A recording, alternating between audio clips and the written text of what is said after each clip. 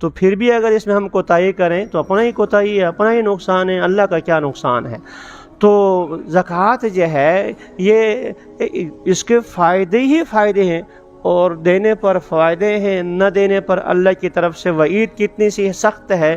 Well لکل ہمزۃ لمزہ، تباہی بربادی ہے ہر اس شخص کے لیے جو تانا دینے والا ہے، عیب نکالنے والے ہیں۔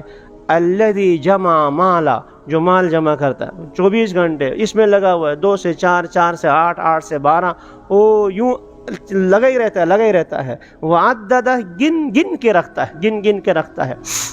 میں نے اس منبر پر بارہا عرض کیا ہے، اپنی ذات کے اعتبار سے کوئی مال بری چیز نہیں ہے، اپنے ذات کے اعتبار سے مال کوئی بری چیز نہیں ہے، دولت کوئی بری چیز نہیں ہے، حکومت کوئی بری چیز نہیں ہے۔ یہ اللہ تعالیٰ نے انبیاء کو بھی عطا فرمائی ہے۔ داؤد علیہ السلام کو حکومت کی، سلیمان علیہ السلام نے وہ حکومت کی، نہ کوئی پہلے کر سکتا ہے، نہ آئندہ ایسی حکومت آئے گی۔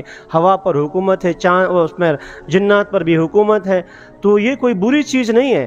اللہ کے نبی صلی اللہ علیہ وسلم نے فرمایا کہ جو 7 بندے جو اللہ کے عرش کے سائے کے نیچے ہوں گے، ان میں سے ایک فرمایا امام عادل، عادل امام، جن بندوں کی دعا اللہ رد نہیں کرتے، ان میں سے فرمایا کہ عادل بادشاہ۔ لیکن ہمارے ہاں معاملہ بالکل برعکس ہے، ظلم زیادتیاں ہیں، تو اس لیے ایک گالی بن گیا۔ ایسے ہی مالدار یا دیندار اسے نہیں کہتے، جس کے پاس پیسہ ہے وہ مالدار ہوا، اور جس کے پاس جو ہے پیسہ نہیں ہے اور ہاتھ میں تسبیح ہو وہ دیندار ہو گیا، نہ ایسا نہیں ہے۔ اگر مال دل کے اندر ہے تو پھر یہ مالدار ہے، دیندار نہیں ہے۔ اور اگر مال دائیں بائیں آگے پیچھے ہر طرف مال ہی مال ہے، لیکن اس کا دل جو اللہ کے ساتھ لگا ہوا ہے اور اس مال میں اللہ تعالیٰ کے حقوق ادا کرتے ہیں، عثمان غنی رضی اللہ تعالیٰ عنہ، عبد الرحمن بن عوف رضی اللہ تعالیٰ عنہ، تو پھر یہ جو ہے لاکھوں کروڑوں اربوں کا مالک ہونے کے باوجود بھی یہ دیندار ہے، اور اس کی وجہ سے خیرخواہی ہے۔ تو جو مال جمع کرتا ہے اور پھر ساتھ ساتھ گن کے رکھتا ہے، یحسب ان مالہ اخلدہ، اس کا گمان یہ کہ میرا یہ بال بھی دیر پا ہمیشہ رہے گا، یہ مجھے بھی ہمیشہ جو ہے وہ باقی رکھے گا، ایسا نہیں ہے، اس کے لیے وعید ہے۔ اور جو آیت میں نے آپ کے سامنے پہلے پڑھی تھی، اللہ نے فرمایا کہ الذین یکنزون الذھب والفضہ، جو سونا اور چاندی جمع کر کے رکھتے ہیں، اللہ کے راستے میں خرچ نہیں کرتے۔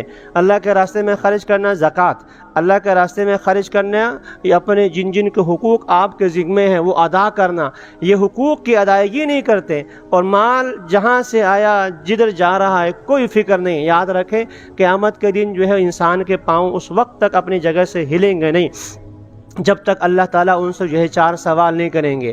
وہاں مال کے بارے میں 2 سوال ہو رہیں گے کہ مال کمایا کہاں سے تھا اور خرچ کہاں سے کیا۔ آمد و رفع دونوں کے بارے میں پوچھا جائے گا مال سے متعلق، آیا کہاں سے تھا، کیسے کمایا، پھر خرچ کہاں کی ہے۔ تو اگر یہ مال کے حقوق ادا نہیں کرتا تو پھر جو ہے اللہ فرماتے ہیں کہ ان کے لیے فبشرہم بعذاب علیم، دردناک قسم کے عذاب کی خوشخبری سناؤ۔ یوم یحمى علیہا فی نار جہنم، جو مال ہے، جو سونا چاندی، جو کچھ پیسہ جمع کر کے رکھا ہوا ہے، اس کو آگ میں تپایا جائے گا اور اس کے پہلو کو داغ دیا جائے گا۔ اللہ ہم سب کی حفاظت فرمائے۔